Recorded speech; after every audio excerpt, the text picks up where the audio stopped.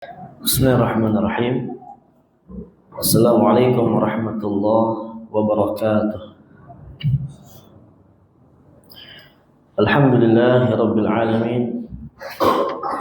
Wassalatu wassalamu ala ashrafil anbiya wal mursalin Nabiina Muhammadin wa ala alihi wa sahbihi ajma'in. Wa sallama tasliman katsira ila yaumiddin wa ba'd. Jamaah yang dirahmati Allah Subhanahu wa taala. Alhamdulillah kita bisa melanjutkan lagi kajian kita, kewajiban kita yang diwajibkan oleh Allah Azza wa Jalla, yaitu belajar ilmu agama, bermajlis ilmu, yang dengannya kita meniatkan untuk mengangkat kejahilan dari diri kita dan juga mengangkat kejahilan dari orang lain dalam arti kita dakwahkan, kemudian kita amalkan apa yang kita dapatkan. Insyaallah hari ini kita akan lanjutkan ar-rakizatur rabi'ah, pokok atau asas yang keempat dari asyru rakaiz fi tarbiyatil abnah, 10 pilar di dalam mentarbiyah anak-anak. Ya, sekarang yang keempat. Kemarin telah selesai yang ketiga, alhamdulillah. Ya, semoga diingat ya. Insyaallah nanti kita akan ingat-ingat kembali. Langsung saja kita baca, karena di sini singkat saja. Qala rahimahullah aw hafizahullahu ta'ala ar-rakizatu rabi'ah at-tahsin bil adhkar. Prinsip yang keempat ini juga prinsip yang tidak kalah penting. Ketika kita ingin mentarbiyah anak kita, maka jangan kita lupakan untuk at-tahsin. Tahsin ini berarti hisan. Hisan ini adalah benteng. At-tahsin membentengi. Membentengi anak-anak kita bil azkar, dengan zikir-zikir yang datang dari Al-Quran dan Sunnah Nabi sallallahu alaihi wasallam. Qala fa min ar-raka'izil 'azimah hirsul walidaini 'ala tahsin abna'ihima bil azkar syar'iyyah wal awradin nabawiyyah. Di antara pilar yang sangat agung, yang sangat besar dikatakan oleh Syekh di sini, itu adalah orang tua harus semangat, harus giat di dalam membentengi anak-anaknya dengan zikir-zikir yang disyariatkan, wirid-wirid yang datang dari Nabi sallallahu alaihi wasallam. Kenapa? Fa inna lidzalika 'azimal athar 'alal aulad. Karena dampaknya sangat besar kepada anak-anak kita. Nah, tapi di sini tergantung bagaimana keyakinan kita. Karena kaidah di dalam syariat kita, al-wa'id, janji dari Allah Subhanahu wa taala atau dari Nabi-Nya sallallahu alaihi wasallam itu sesuai kadar bagaimana yakinnya kita di dalam hati. Semakin yakin insyaallah semakin terjadi. Semakin yakin semakin terrealisasikan yang dijanjikan oleh Allah dan Rasulnya sallallahu alaihi wasallam. Kata Allah, "Wa man yu'min billah yahdi qalbah." Siapa orang yang beriman kepada Allah, yakin. Iman ini kan keyakinan, ya, jawarih, anggota badan, dia beramal, dia berucap, dan yang paling inti daripada iman adalah keyakinan. Semakin yakin kepada Allah, yahdi qalbah, Allah akan beri hidayah kepada hatinya. Allah akan berikan hidayah, petunjuk di dalam hati orang tersebut. Hifdhan wa salahan wa salamatan minal fitan wa syurur. Besar dampaknya yaitu berupa penjagaan dari Allah Subhanahu wa taala. Salah, ya, anak jadi baik, kemudian selamat dari fitnah serta keburukan-keburukan yang ada. Ya, berarti kita minta kepada Allah Subhanahu wa taala untuk menjaga anak-anak kita. Itu kurang lebih di antara makna na'am at-tahsin bil adkar, dengan zikir-zikir yang ada. Apalagi di zaman sekarang, ya, zaman yang mana kathara fihal fitan, banyak sekali fitnah ya merajalela. Mungkin kalau di zaman dulu di rumah itu udah aman dari fitnah, wah di rumah itu terkadang tidak lebih aman bahkan dari fitnah-fitnah yang ada ini. Nah, ini kan sangat berbahaya, sangat mengerikan. Waqad syuri'a lil abawaini al-'amalu 'ala tahsini dzurriyyatihima qabla an yukhlaqu. Ini di antara pelajaran penting. Bahkan syariat ini telah memberikan, ya, syariat ini telah memberikan ajaran untuk kepada kedua orang tua. Naam, itu siogianya dia mengamalkan, melakukan tahsini dzurriyyatihima, menjaga anak-anaknya qabla an yukhlaqu, sebelum diciptakan. Jadi sebelum ada pun syariat untuk sudah memerintahkan, sudah mensyariatkan, ya, sudah mengajari untuk orang tua itu banyak-banyak minta kepada Allah supaya anaknya dijaga. Ini Masya Allah, dari sebelum ada. Sebagaimana yang ma'ruf, ya, hadis yang sering kita dengar, kita akan bacakan. Fa'an Ibnu Abbas radhiyallahu anhuma 'ani Nabi sallallahu alaihi wasallam qala. Dari Abdullah bin Abbas radhiyallahu anhuma, Nabi bersabda sallallahu alaihi wasallam, "Lau anna ahadahum idza arada an ya'tiya ahla qala." Seandainya salah seorang dari mereka, artinya kita, siapapun itu, ini khitab, seruannya umum, siapapun itu, ingin mendatangi istrinya, qala, hendaklah dia berkata bismillah, dengan menyebut nama Allah. Ba di sini kalau kata ahli bahasa, orang ulama nahwu, ulama tafsir, maknanya isti'anah, meminta pertolongan. Ini kita harus lebih memahami sedikit demi sedikit apa makna yang kita baca.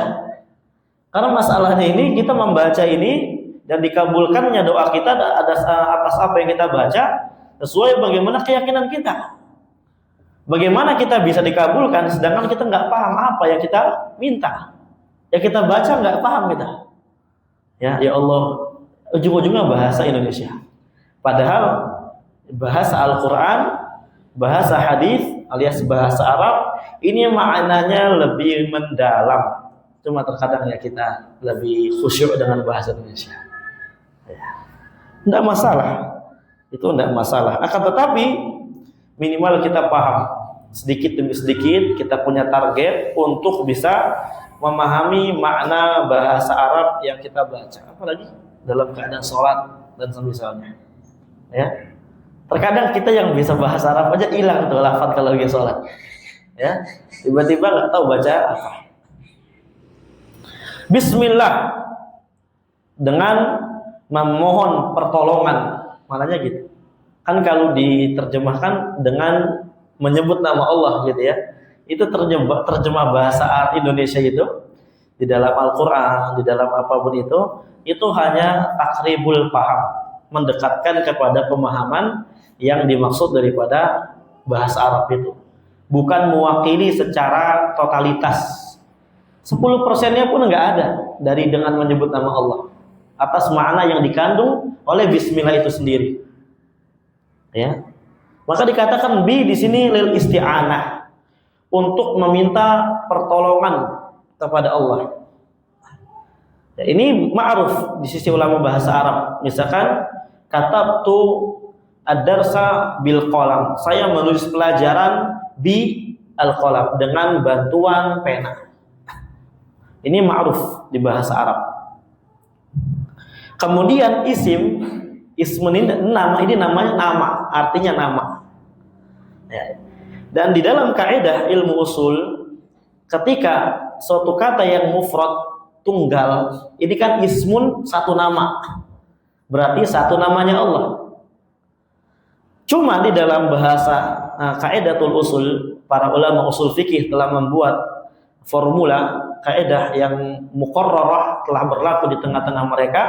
Ketika ada kata tunggal disandarkan kepada yang lainnya, maka memberikan faedah umum. Artinya semuanya. Jadi di sini zahirnya satu, tapi maknanya asma, banyak, seluruhnya. Jadi asta'inu bikulli ismin min asma'illahi ta'ala. Maknanya demikian, Pak. Aku memohon pertolongan, meminta pertolongan dengan nama dari seluruh nama-nama Allah Subhanahu wa taala. Masalahnya nama Allah itu banyak sekali. Ya, makanya kita umumkan semuanya, yang kita tahu, yang kita nggak tahu. Dan nama Allah nggak terbatas 99. Ya, itu kekeliruan yang sangat besar ketika membatasi nama cuma 99. Adapun di dalam hadis itu hanya bentuk kabar, pengkabaran, bukan pembatasan. Sebagaimana kita katakan, saya punya uang 100.000, saya mau infak. Bukan berarti saya punya uang 100.000 dong. Ya lillahi tis'ah wa tis'ina asman, itu kan hadis.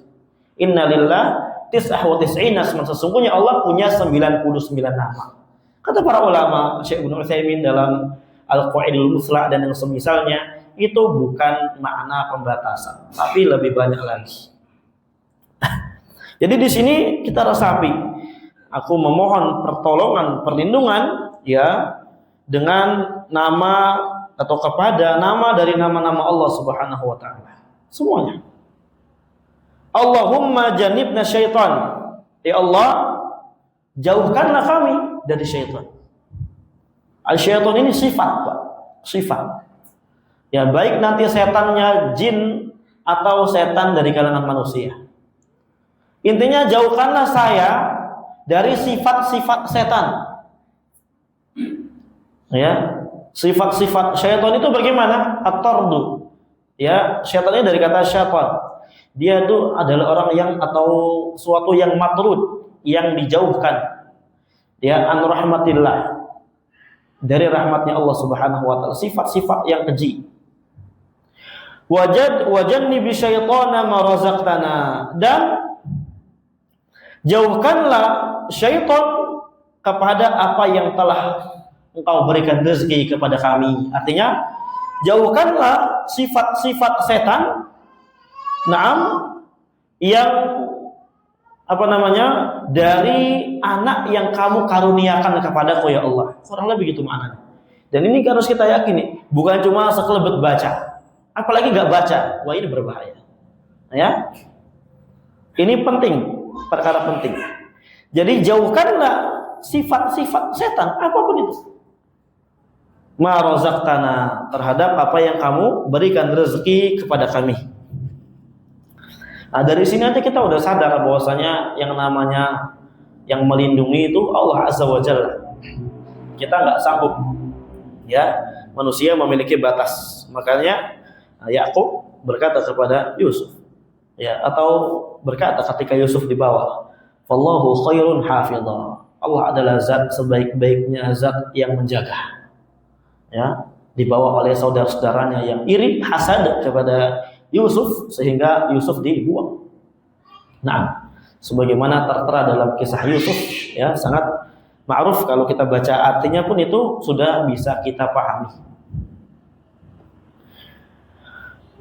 Dikatakan di sini fa innahu in yuqaddara bainahuma waladun fi dzalik lam yadurruhu syaitanun abada. Allahu akbar. Ini dahsyatnya doa yang singkat, akan tetapi dalam catatan tanda kutip kita pahami maknanya. Karena doa tersebut in yuqaddara bainahuma walad, kalau ditakdirkan oleh Allah, ya, ketika bainahuma, antara suami istri ini ditakdirkan memiliki anak fi dzalik, maksudnya fi hadzal jima', di dalam hubungan tersebut, lam yadurruhu syaitanun abada, syaitan tidak akan bisa memberikan mudarat, bahaya selama-lamanya. Allahu akbar. Saya bacakan dulu maknanya dari syarah sebagian ulama. Fa inna dzalikal walad qala yakunu fi ismatillah mahfuzan minasyaitan muddata hayatihi. Sesungguhnya anak tersebut yang dikaruniai oleh Allah, ketika dia berhubungan dan berdoa dengan doa yang tadi, fi ismatillah, di dalam penjagaan Allah Azza wa Jalla, mahfudha, dalam keadaan betul-betul dijaga, minasyaitan, dari setan, baik setannya dari kalangan jin ataupun manusia. Sampai kapan? Muddata hayatihi, sampai masa hidupnya dia. Tapi maksudnya bukan berarti dia nggak bisa maksiat, nggak pernah maksiat. Makanya ditekankan di sini dalam tafsir hadisnya, fala yamussuhu bi ada al maqsud ada mutasallutu syaitan alaihi bil kulliyah. Ya, maka tidak akan diganggu oleh syaitan. Maksud daripada hadis ini adalah ada mutasallutu syaitani alaihi bil kulliyah. Syaitan tidak bisa menguasai anak tersebut secara totalitas. Ya. Syaitan tidak bisa menguasai dan mengendalikan anak tersebut secara totalitas. Artinya masih ada kemungkinan. Masih ada kemungkinan dikuasai oleh syaitan, dan memang demikian ujian dari Allah Subhanahu wa taala. Amal waswasah fa innaha waqi'atun likulli ahad. Adapun bisikan-bisikan syaitan, maka itu pasti terjadi pada setiap orang. Dan itulah, tinggal itu nanti sisanya daripada was-was syaitannya dibarengi dengan diajari ilmu, ditarbiyah, didoakan dan semisalnya. Itu makna daripada lam yadurruhu syaitanun abada. Syaitan tidak akan memberikan mudarat selama-lamanya. Mudarat apapun itu bentuknya, ya, mudarat apapun itu bentuknya, syaitan tidak akan bisa memberikannya dengan kulliyah. Fa qauluhu, maka ucapan Nabi SAW, wajidni bi syaitan marazaqtana, hada tahsinun 'azim lil aulad. Kata Syekh Abdul Razak, ini adalah tahsin, ya, memberikan perlindungan yang sangat besar kepada anak-anak kita. Yaslamu nabihi min syarri syaitani wa syirkihi, supaya, ya, dengan itu mereka selamat dari keburukan syaitan dan syirkihi, sekutu-sekutunya. Na'udzubillah. Ini adalah perkara yang sangat berbahaya, karena kalau syaitan sudah menunggangi, ya wassalam, itu yang namanya hidayah dan taufik dari Allah Azza wa Jalla, itu akan terasa berat bagi dia. Lebih-lagi kan sebagaimana di dalam Al-Quran Allah berfirman, inna nafsa la'ammaratun bisu', jiwa itu senantiasa memerintahkan kepada keburukan, illa man rahimah rabbi, kecuali yang dirahmati oleh Allah Subhanahu wa ta'ala. Qala thumma ba'da an yarzaqahu Allahul walidaini bil abna' yanbaghi alaihima an yata'adaha abna'ahuma bita'widi wa tahsin. Nah, ini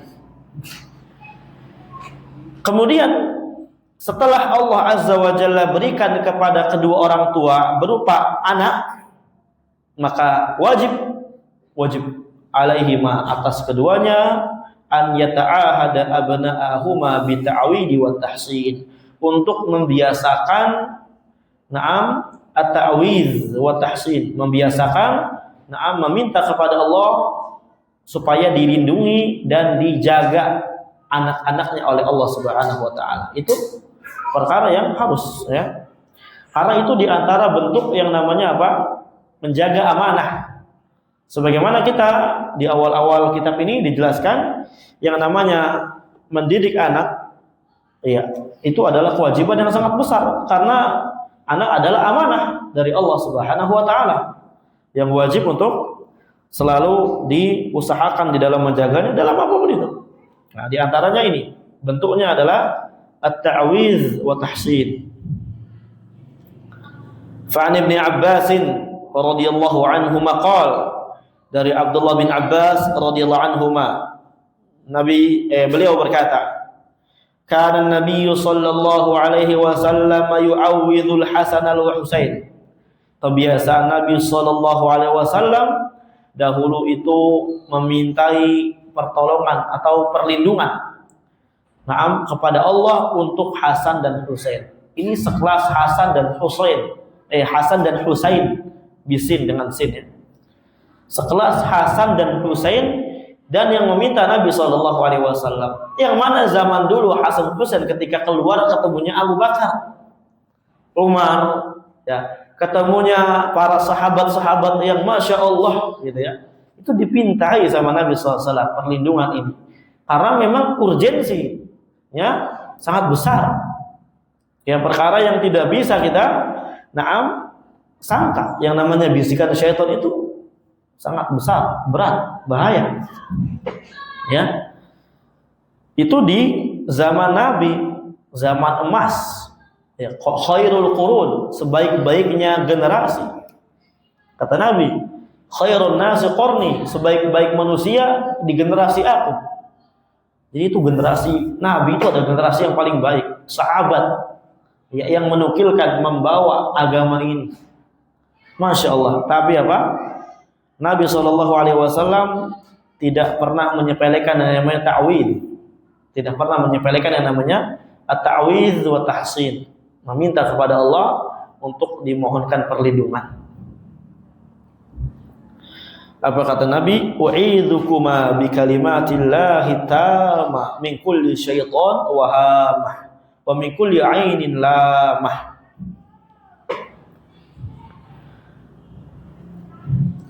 Aku meminta perlindungan untuk kalian berdua, ya, dengan kalimat-kalimat Allah Subhanahu wa taala yang sempurna. Artinya zikir, apapun itu, Al-Qur'an semua. Nah, min kulli syaitan wa hammah. Ya, perlindungan supaya dilindungi dari segala macam syaitan dan segala perkara-perkara hamah, ya, yang suatu perkara. Hamah ini kan semangat, cuma di sini maknanya bukan semangat, ya, jadi perkara-perkara yang tergesa-gesa, ya. Nah, wa min kulli 'ainin lamah, dan juga aku meminta perlindungan untukmu kepada Allah Azza wa Jalla dari setiap mata yang lamah, ya, yang tercelah. Ya, karena mata ini maksudnya ain, ya. Ain ini benar adanya, Pak, ya.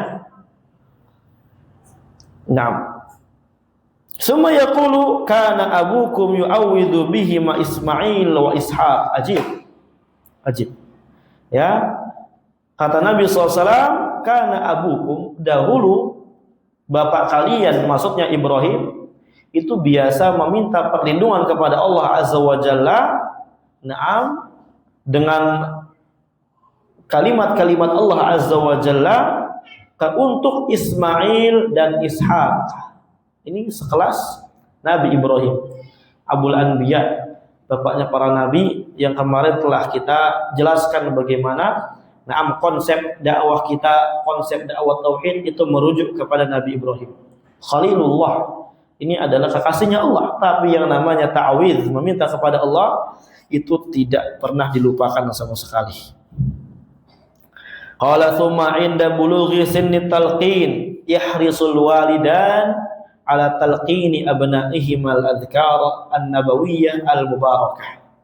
Di sinilah, ya, ini tahapan-tahapannya. Kemudian ketika anak kita telah sampai umur baligh, maka umur talqin ini, sini talqin ini umur yang udah bisa kita talqin, udah bisa kita dikte untuk menghafal.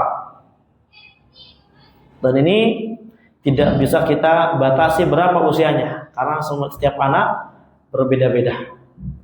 Tapi ya, yang namanya teori di zaman sekarang yang pernah kita ketahui gitu kan, dari kecil pun tidak apa-apa, bacakan terus, karena hal tersebut akan membekas kepada seorang anak. Sebagaimana yang dahulu ada viral, seorang ibu ngajarin anaknya bahasa Inggris dari umur 0 bulan gitu ya, diajarin terus. Umur 2 tahun udah fasih bahasa Inggris, masya Allah. Ya, kan terkadang sebagian orang umur 2 tahun ngomong bahasa Indonesia aja kadang belum fasih anak-anak. Ya di sini, nah sebelum umur talqin pun tidak apa-apa kita bacakan terus, dengarkan Al-Quran, ya supaya tidak mendengarkan yang lain-lain. Nah, maka di sini dikatakan ketika telah umur talqin, umur yang bisa kita berikan zikir-zikir, yahrisul walidani ala talqini abnaihima, maka kedua orang tua harus semangat mengajari, mentalqin, mendikte anak-anaknya untuk bisa menghafalkan ya zikir-zikir an-nabawiyah. Mundu nu'uti adfarihim, ya, mundu ini dari, ya, sejak, nu'uti adfarihim. Nu'uti adfarihim ini adalah kuku yang sejak kukunya masih lembut, artinya ini ungkapan orang Arab, ya. Ungkapan orang Arab. Kalau kita sejak dini gitu ya. Kalau kita sejak dini, kalau orang Arab ya mundu nu'uti au nu'umati adfarihim, ya, sejak kukunya masih lembut. Ajarin. La siyamal adhkarul yaumiyah, lebih lagi zikir-zikir na'am yang diamalkan di kesehari-harian kita. Itu akan membuat melindungi anak-anak kita dari gangguan jin, gangguan syaitan, bisikan-bisikan yang tidak-tidak. Ka'adhkari sabahi wal masa', seperti zikir pagi petang, wa dukhulil manzil wal khuruji minhu, masuk keluar rumah.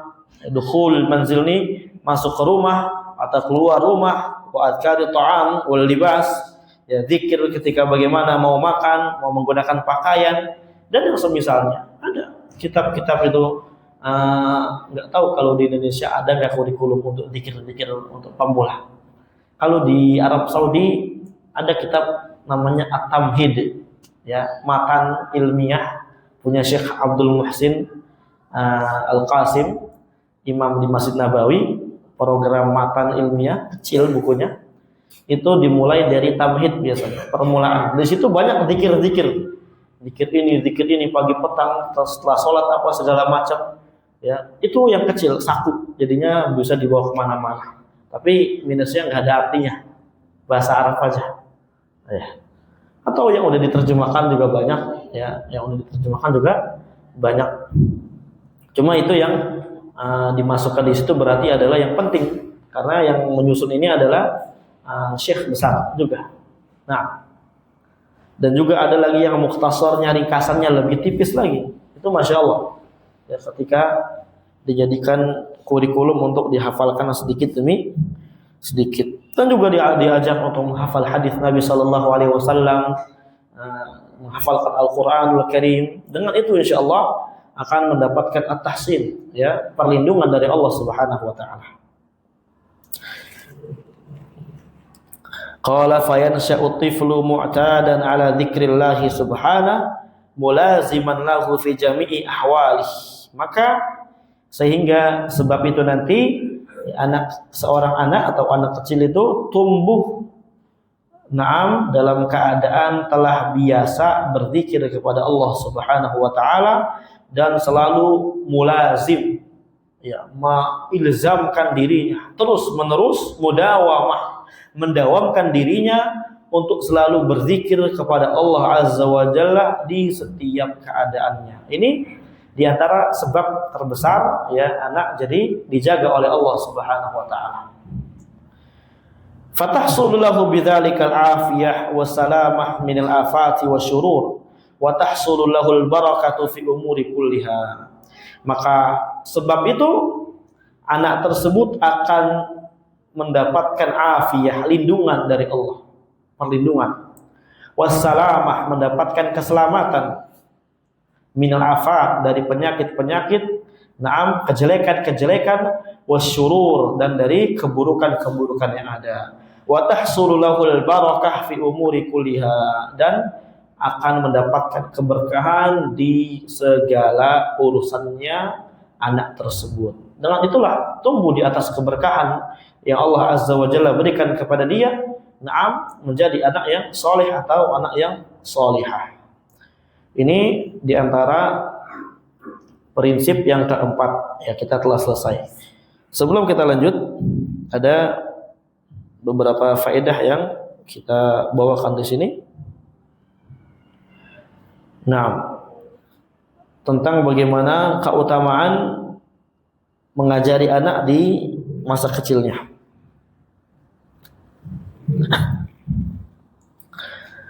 Qala ittafaqa ulama'ul Islam wa salafus salih ala anna ta'limal abna fi shighar lahu fadail 'azimah. Para ulama Islam serta para ulama salaf mereka telah bersepakat bahwasanya mengajari anak dari usia dini itu memiliki keutamaan yang sangat besar sekali.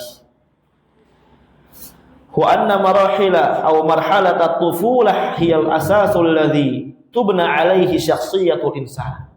Karena marhalah tingkatan anak kecil itulah ya di atasnya dibangun asas syakhsiyatul insan, kebiasaan pribadi manusia nanti.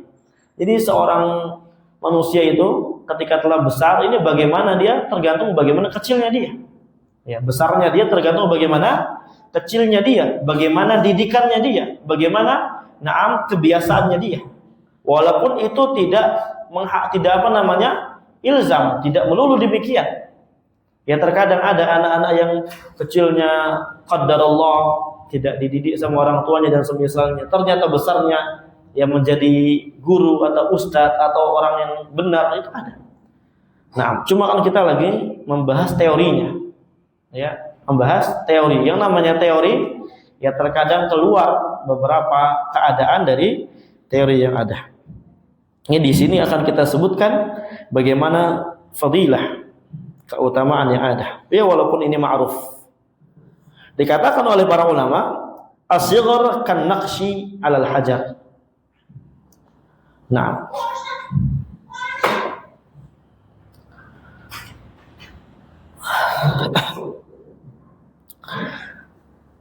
As-shighar usia kecil kemudian diajari ilmu itu seperti seorang yang mengukir di atas batu. Syabbahal ulama hadhil marhalah biqa'idatin ma'rufah. Para ulama menyerupai tingkatan anak kecil ini dengan satu kaidah yang sangat ma'ruf diketahui, al-hifdhu fi shighar kan naqshi 'alal hajar. Ini udah ma'ruf. Ya, menghafal di usia kecil itu seperti orang yang dia mengukir di atas batu. Artinya apa? Ya, artinya hafalan yang dia hafalkan, yang dihafalkan oleh anak tersebut akan mendapatkan ya hafalan yang sangat kuat, kokoh, ya, dibanding daripada apa?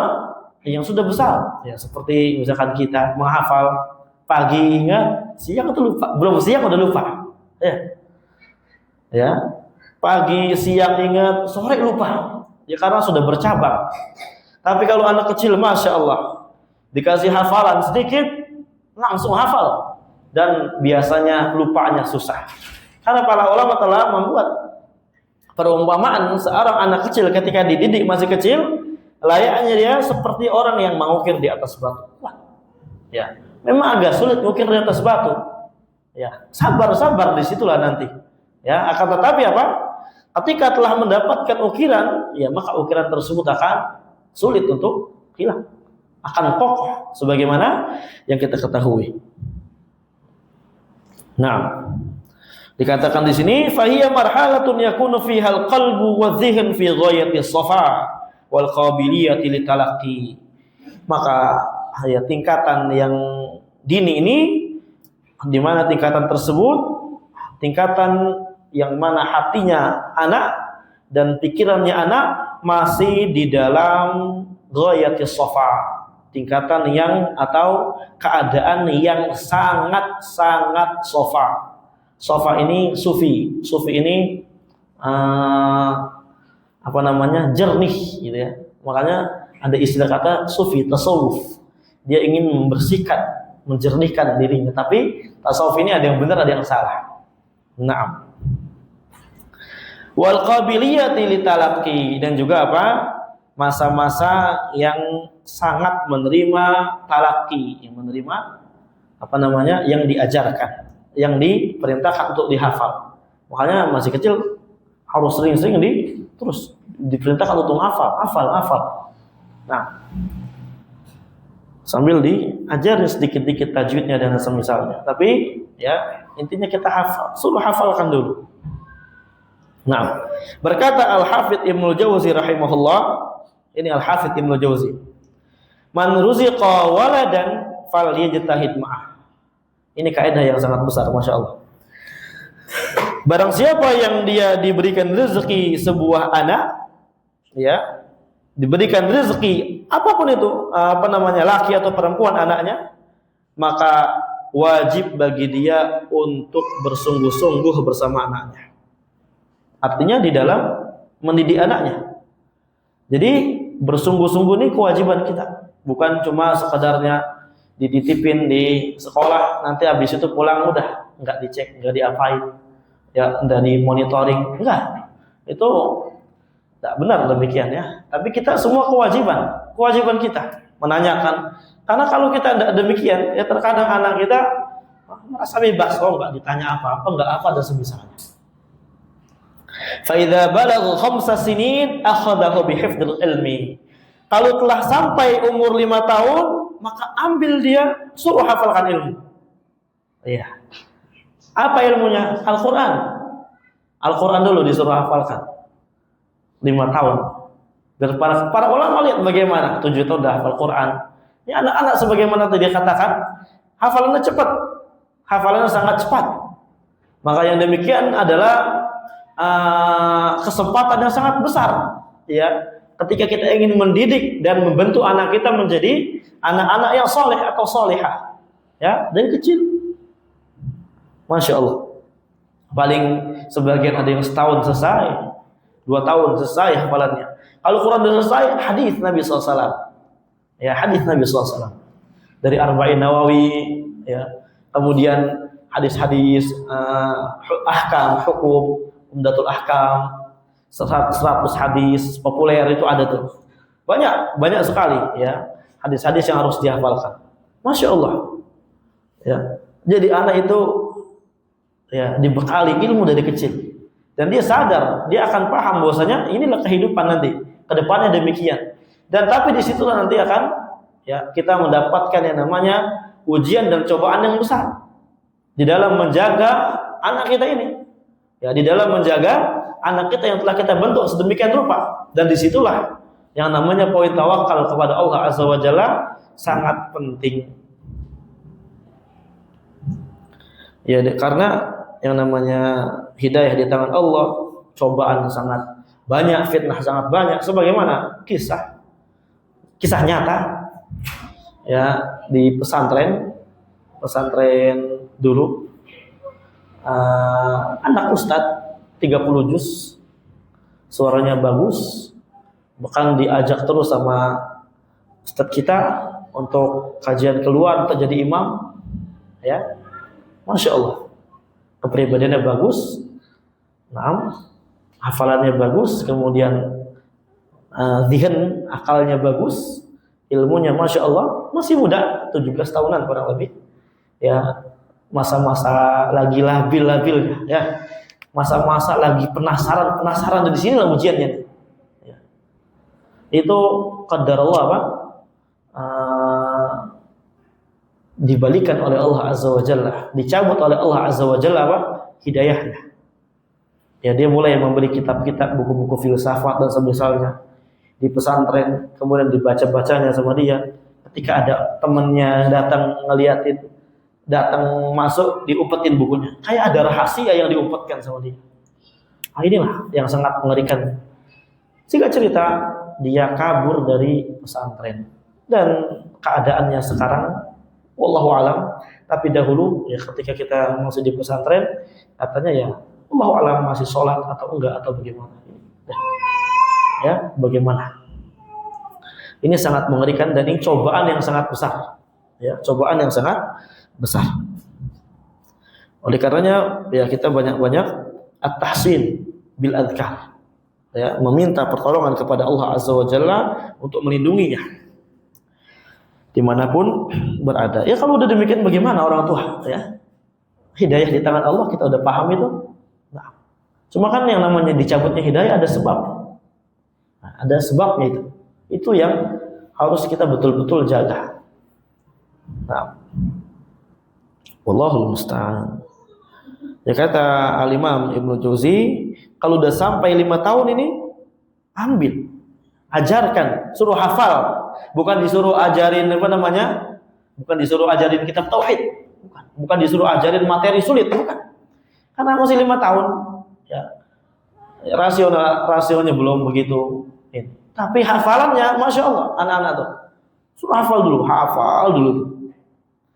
Fa innal al-hifdha fi as-sighar kan naqshi fi hajar. Karena menghafal di waktu kecil itu seperti mengukir di atas batu.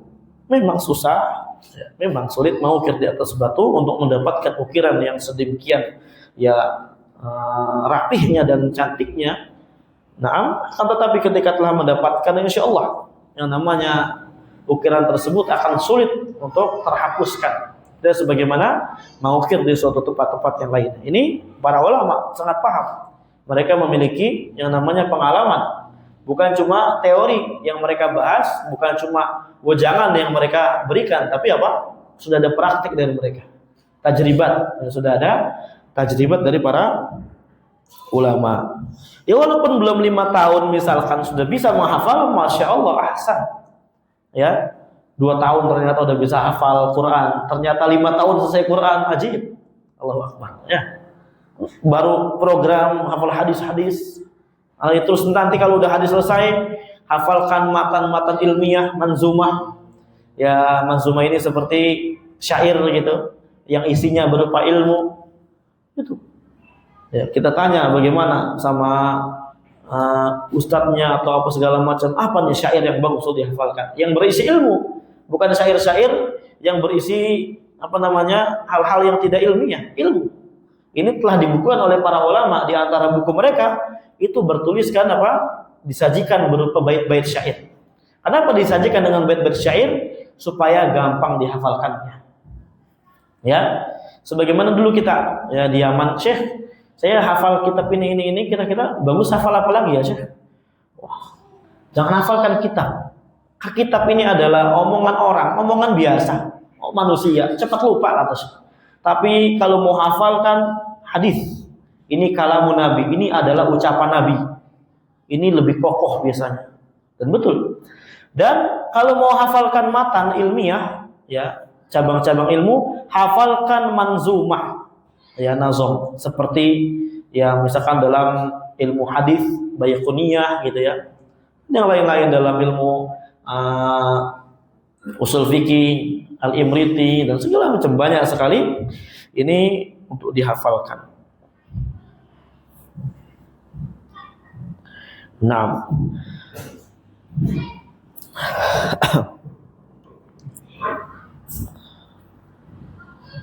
kemudian di sini di antara faedahnya adalah ta'sisul aqidah mundu nu'umatil adfar. Ya. Seorang ketika mendapatkan anaknya masih kecil, dia harus betul-betul apa? Mentaksis. Taksis ini adalah asas. Ya, berarti mengasaskan. Ya, berarti menjadikan betul-betul apa? Diberikannya pondasi akidah ketika masih usia dini. Ini para ulama yang wasiatkan. Dikatakan di sini, awsal ulama bi an yakuna awwalu ma yaqra'u masami at-tifli huwa ma'rifatullah wa tauhid. Ini para ulama yang memberikan wasiat. Para ulama telah memberikan wasiat ya berupa hendaklah yang paling pertama kali yaqra. Ya, yaqra ini yang mengetuk masami at-tifal, pendengaran anak-anak kecil, huwa ma'rifatullah, berupa pengenalan kepada Allah serta tauhid kepada Allah Subhanahu wa taala. Kita kenalkan Allah, kita kenalkan bagaimana nama-nama Allah, kita kenalkan bagaimana Allah ini adalah namanya ini Sami yang maha mendengar, bisa mendengar kita apapun yang kita ucapkan, bukan teori-teori tauhid yang mendalam. Ini kata para ulama. Naam, di antara wasiat mereka. Wallahu a'lam. Mungkin azan dulu.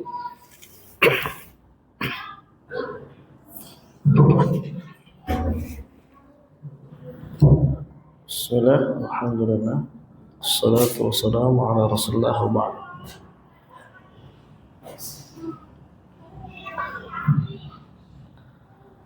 Kemudian dikatakan di sini ya, selain tauhid dan akidah, maka kita juga membiasakan anak-anak kecil untuk tumbuh di atas ketaatan sejak kecilnya mereka.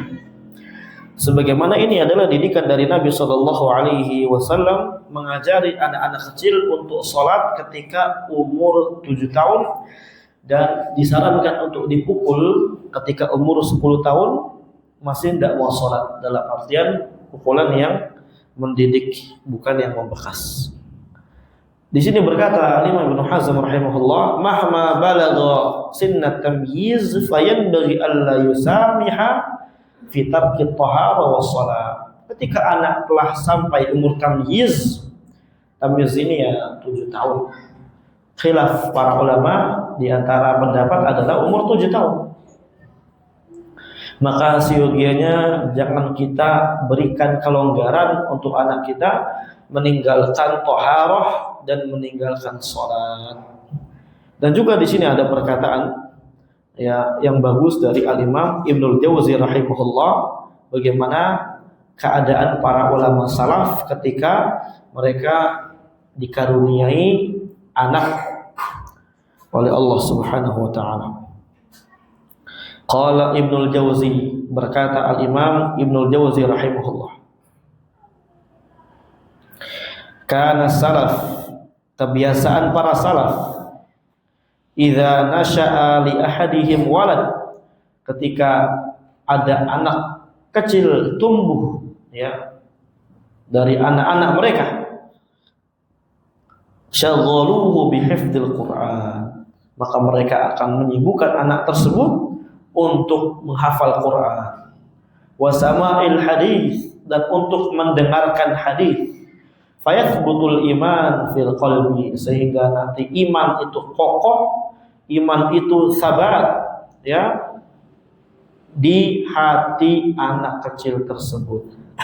Hal ini sebagaimana Imam Malik ya, ketika masih kecil diperintahkan terus untuk datang majelisnya Rabi'ah, udah datang aja ya, ambil adabnya sebelum ilmunya, udah datang aja masih kecil.